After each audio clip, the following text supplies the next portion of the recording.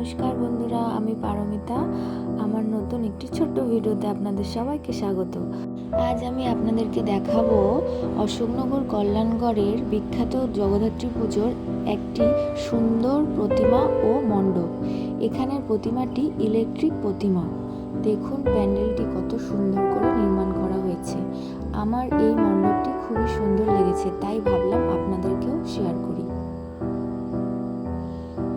এখানকার প্রতিমাটি অপূর্ব সুন্দর। আরেকটি গুরুত্বপূর্ণ জিনিস হলো এখানকার সন্ধ্যের যে আরতি, সেটিও আপনাদেরকে দেখাবো।